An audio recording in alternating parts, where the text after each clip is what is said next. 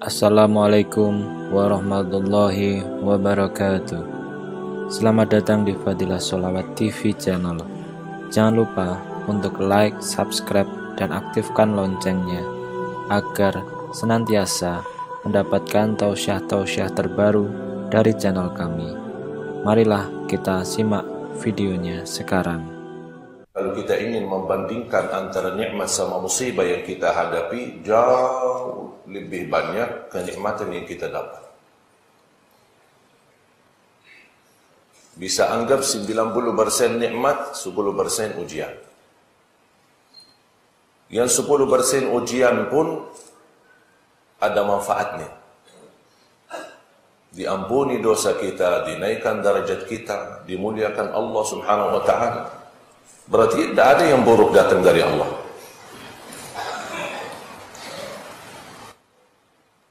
Oleh karena itu harus kita membiasakan diri selalu mengucapkan Alhamdulillah. Ketika kita mendapatkan kenikmatan yang membahagiakan kita, Alhamdulillah alladzi bi ni'matihi tatimmus shalihat. Ketika kita ingin mencapai sesuatu tapi tidak berhasil, Alhamdulillah ala kulli hal.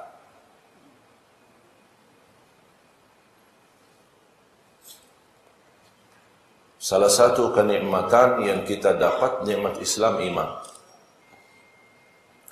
Ini sebenarnya sendiri nikmat Islam iman itu luar biasa. Bahkan nikmat Islam iman termasuk kenikmatan yang kita dapat tanpa kita minta. Iman siapa yang sebelum lahir selama dia di kandungan ibu meminta, Ya Allah, saya ingin lahir ke dunia ini tapi dalam keadaan Islam iman. Pernah nggak minta begitu? Oleh karena itu saya suka doanya seorang salih. A'taytana al-Islam min ghairi an nas'alak farzuqna al-jannah wa nahnu nas'aluk. Ya Allah, kami menerima nikmat Islam tanpa kami minta. Oleh karena itu ya Allah, mohonlah berilah pada kami surga yang selalu kami minta. Selalu kita minta surga. Salah satu nikmat yang sangat agung dan mulia, kita terpilih menjadi umat Nabi tercinta Sayyidina Muhammad sallallahu alaihi wasallam. Nabi Musa saja cemburu melihat umat Nabi Muhammad sallallahu alaihi wasallam lebih banyak daripada umatnya.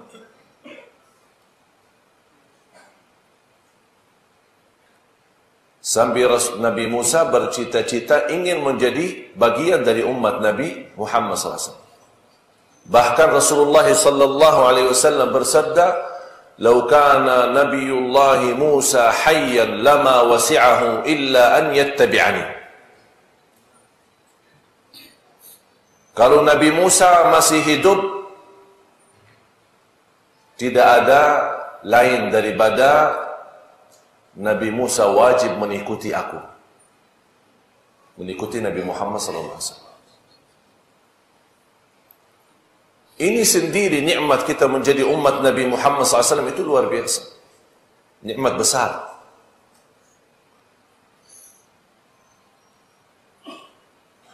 Kita umat yang paling terakhir, akhirul zaman, tapi umat yang pertama sesudah Nabi dan Rasul yang masuk surga sebelum umat-umat yang lain. Kita memiliki Nabi yang terakhir, tapi Nabi yang termulia, sallallahu alaihi wasallam. Bahkan bukan mulia di langit, tapi mulia di bumi. Ketika turunnya ayat Allah Subhanahu wa ta'ala, "Inna Allaha wa malaikatahu yusalluna 'alan nabi." Semua makhluk Allah Subhanahu wa ta'ala yang ada di langit semuanya bersalawat kepada Nabi Muhammad SAW. Malaika, para nabi, para syuhada, para salihin, makhluk-makhluk yang lain yang kita tidak kenal dan kita tidak tahu. Tapi bagi Allah Subhanahu wa ta'ala tidak cukup Nabi Muhammad SAW menjadi mulia di langit. Allah turunkan perintahnya kepada ahli bumi yang ada di bumi untuk juga ikut memuji Nabi Muhammad melalui salawat kepada beliau. Ya ayyuhalladzina amanu sallu alaihi wa sallimu taslima.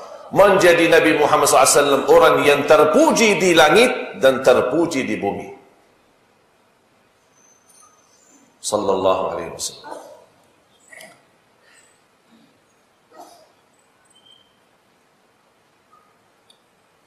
Semua ibadah yang Allah perintahkan, salat, zakat, haji, ibadah apa saja, tidak ada satu ayat dan hadis yang menceritakan Allah sendiri laksanakan. Contoh, haji wajib bagi orang mampu. Rasulullah SAW bersabda, "Ma min nabiyyin illa wa hajjal bait." Tidak ada nabi pasti sudah haji. Termasuk para nabi dan rasul semua sudah kunjungi ke Masjidul Aqsa. Masjidul Aqsa yang di Palestina itu termasuk negara para nabi dan rasul. Tempat kelahiran para nabi dan rasul, termasuk Isa alaihissalam di Baitul Maqdis. Tapi tidak ada di dalam Al-Quran maupun hadis Allah sudah haji. Ada perintah. Dan bisa disamakan dalam hal semua ibadah. Kecuali satu. Kecuali satu dan satu-satunya. Allah perintahkan, tapi sebelum Allah perintahkan, Allah sendiri laksanakan. Inna Allaha wa malaikatahu yusalluna ala nabi. Bahkan dalam segi bahasa, yusalluna fi'il mudhari', artinya sudah dan terus masih bersalawat. Oleh karena itu Allah balas orang yang berkenan salawat kepada Nabi Muhammad SAW, sebagaimana di hadis yang sahih yang diriwayatkan Imam Muslim, "Man shalla alayya wahidah, sallallahu alaihi biha ashra." Barang siapa yang satu kali salawat kepada Nabi, Allah akan salawat kepada dia 10 kali. Dijelaskan oleh ulama, salawat Allah diturunkan rahmat. Berarti bayangkan berapa kali rahmat. Memang Rasulullah SAW rahmatan lil alamin.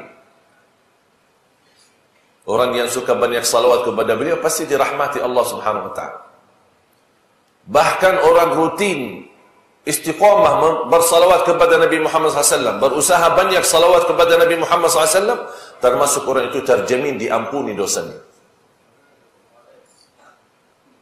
Sampai ulama menjelaskan ada lebih dari 100 manfaat dan keutamaan daripada salawat. Dimurahkan rezekinya, disembuhkan penyakitnya, terjamin husnul khatimah, dijauhkan dari kematian buruk. Dan juga cukup di antara itu semua, Allah sendiri yang bersalawat kepada kita.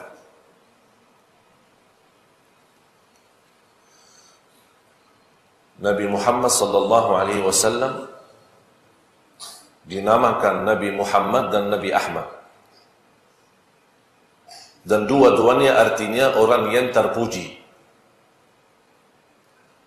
Nabi kita Nabi Muhammad sallallahu alaihi wasallam adalah doanya Nabi Ibrahim. Rabbana wab'ath fihim rasulan minhum. Nabi Ibrahim berdoa memohon kepada Allah agar diutuskan seorang nabi dari bangsa Arab menjadi nabi mereka. Nabi Muhammad sallallahu alaihi wasallam adalah berita gembira daripada Nabi Isa alaihi salam.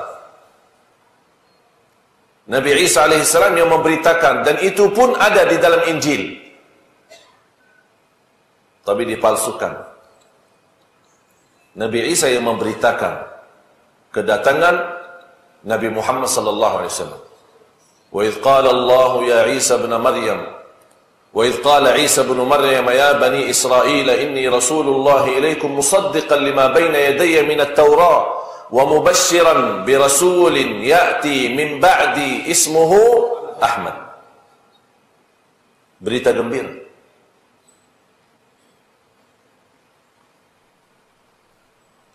Para jamaah sekalian,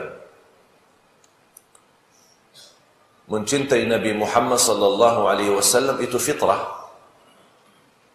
Tidak ada orang muslim tidak cinta. Tapi tingkatan percintaannya kepada beliau pasti beda-beda. Tidak mungkin sama. Ada orang cinta tapi tidak salat. Cinta. Salatnya tidak. Saya pernah bertemu sama seorang. Saya tanya sama dia, cinta Nabi Muhammad? Beliau menjawab, cinta. Bahkan beliau menangis. Saya berkata kepada dia, seandainya kamu berkesempatan saat sekarang untuk bertemu Nabi Muhammad sallallahu alaihi wasallam langsung,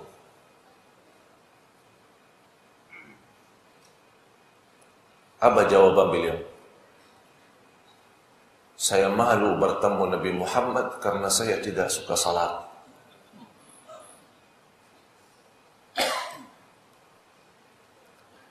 Sebenarnya jamaah sekalian, cinta tapi tidak salat. Tapi menurut saya, dia masih beriman. Karena dia berkata, saya malu. Berarti ada seputar iman yang membuat dia merasa malu. Berkeinginan untuk menjadi lebih baik. Cuma kadang manusia butuh cara untuk diingatkan. Dan kebaikan di umat Nabi Muhammad SAW tidak akan habis. Tidak ada batasnya. Wal khairu fi ummati ila qiyam as-sa'ah. Kebaikan itu masih ada di tengah umatku sampai hari kiamat. Jadi jangan menilai orang karena kesalahan. Jangan menanggap orang ketika dia berdosa sudah jauh dari rahmat Allah.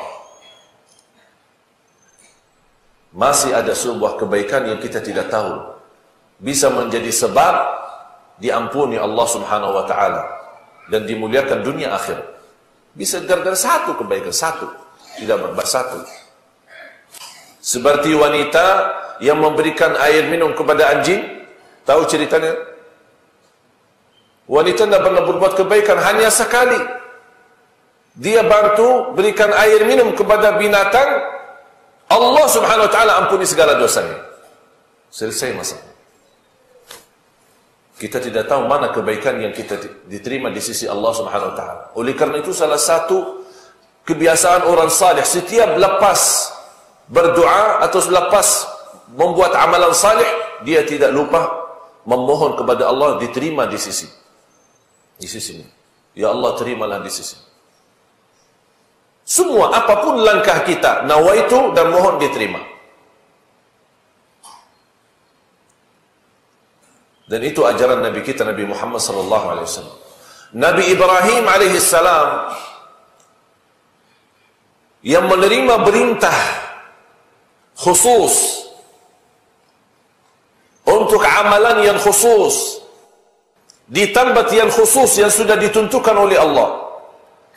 Kepada orang yang khusus, Nabi Ibrahim perintah membangun Al-Ka'bah. Di mana? Di Makkah. Dan ini perintah khusus kepada beliau sama Nabi Ismail. Tapi apa yang dilakukan oleh Nabi Ibrahim habis selesai menjalankan tugasnya yang diperintahkan oleh Allah?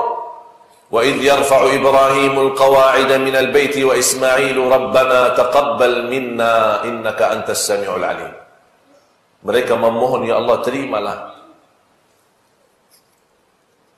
Kalau Nabi Ibrahim yang sudah jelas-jelas menerima tugas dari Allah, mohon dia terima, apalagi kita.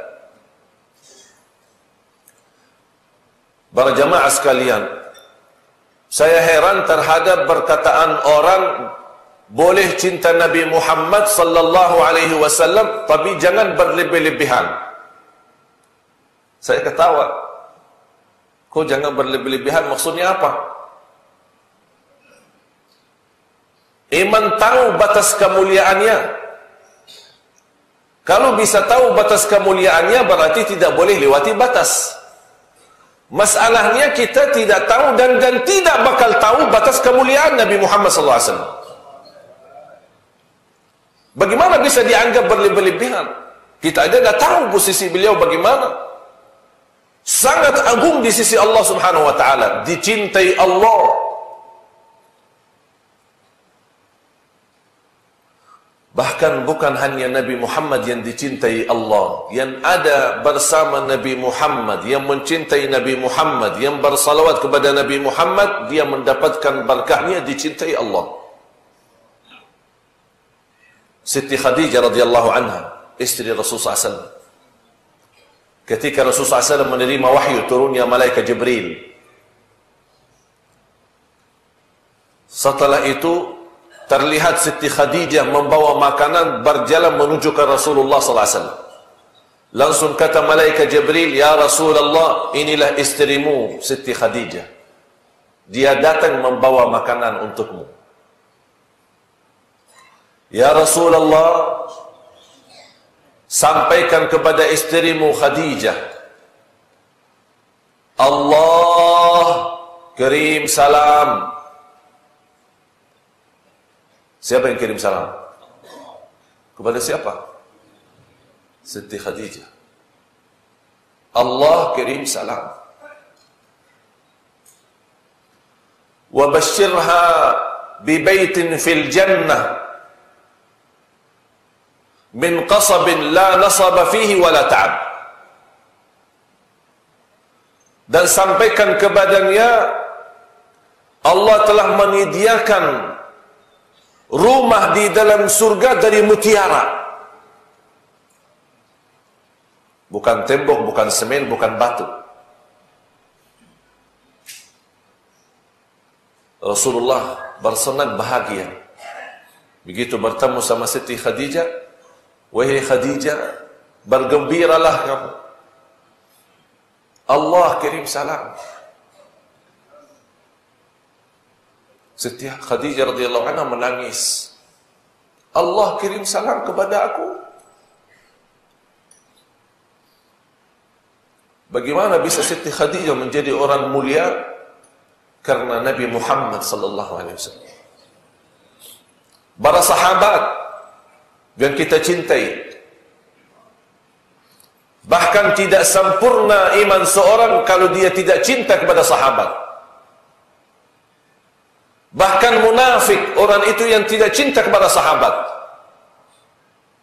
La tasubbu ashabi, fawalladhi nafsu Muhammadin biyadih, law anfaqa ahadukum mil'a Uhudin dhahaban, ma balagha mudda ahadihim wala nasifa. Jangan sekali-kali, kata Rasulullah, caci maki sahabatku. Sesungguhnya kalau kalian mampu bersedekah segunung Uhud emas, belum mampu menjadi seperti mereka. Bahkan Allah ridha terhadap mereka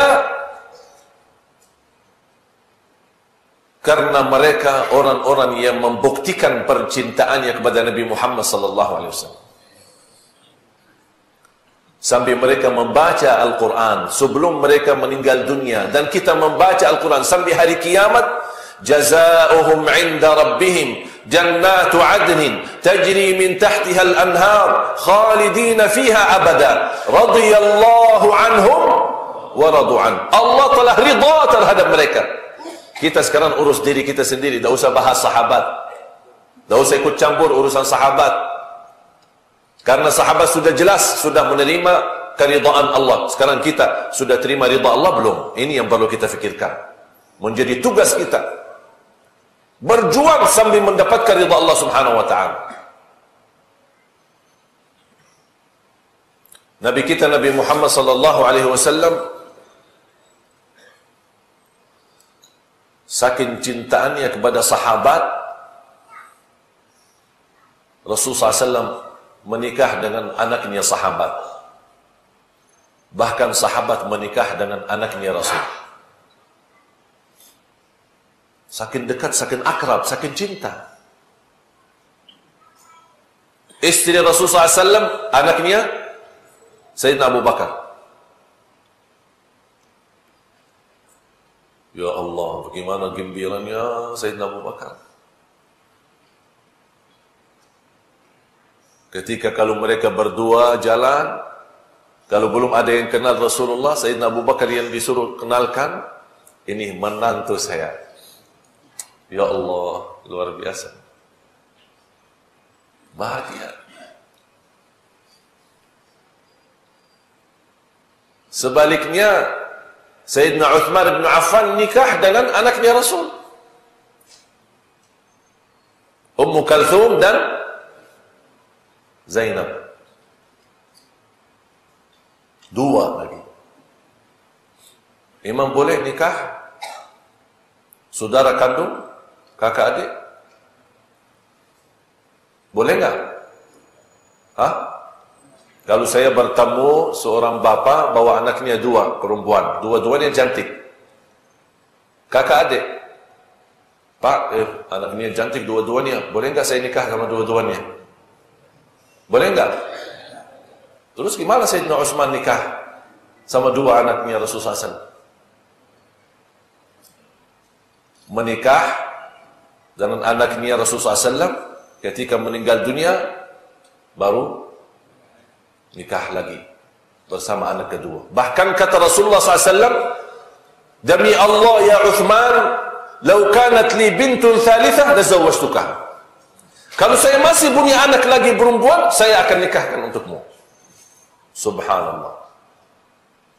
Terus Siti Fatimah bersama Sayyidina Ali radhiyallahu anhu arda.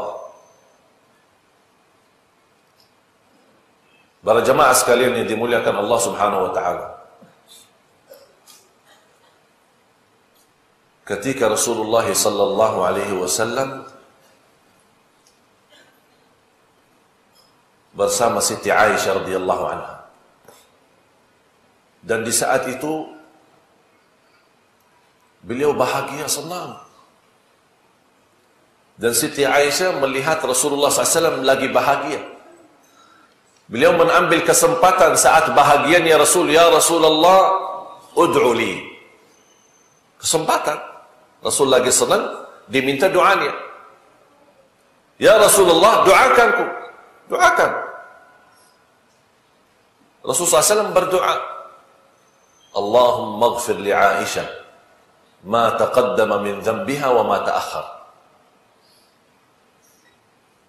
Ya Allah, ampunilah Aisyah, ampuni segala dosanya.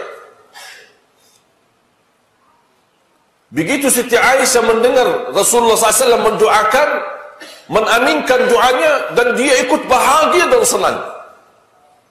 Sambil Rasulullah SAW bertanya, ya Aisyah, kamu senang doaku? Kata Aisyah, mengapa ya Rasulullah saya tidak senang? Rasulullah SAW, ya Aisyah, ini bukan hanya doa untukmu, tapi ini doaku untuk umatku setiap salat. Ini Nabi kita Nabi Muhammad SAW. Setiap salat dia mendoakan. Selalu ingat kita. Ketika Rasulullah SAW di malam hari nangis dan sedih, Allah Subhanahu wa taala turunkan malaikat Jibril. Allah tugaskan malaikat Jibril untuk bertanya Nabi Muhammad, "Mengapa ya Rasulullah sedih?" Dan Allah tahu. Malaikat Jibril turun bertemu Nabi Muhammad SAW. Allah kirim salam, Dan Allah bertanya kepadamu, "Mengapa ya Rasulullah sedih?" Apa jawaban Rasulullah SAW? "Saya susah makan. Saya lagi sakit. Saya lagi menghadapi banyak macam ujian." Tidak. Tidak pernah sebutkan urusan pribadi. Tapi Rasulullah SAW berkata, "Ummati, ummati ya Jibril." Umatku, umatku. Allah langsung menyampaikan kepada malaikat Jibril, sampaikan kepada Nabi Muhammad sallallahu alaihi wasallam, "Inna sanurdika fi ummatika wa la nasu'uk." Jangan sedih wahai Nabi Muhammad. Jangan menangis karena kekhawatiran umatmu. Kami janji akan kami memberikan keridhaanku kepada umatmu.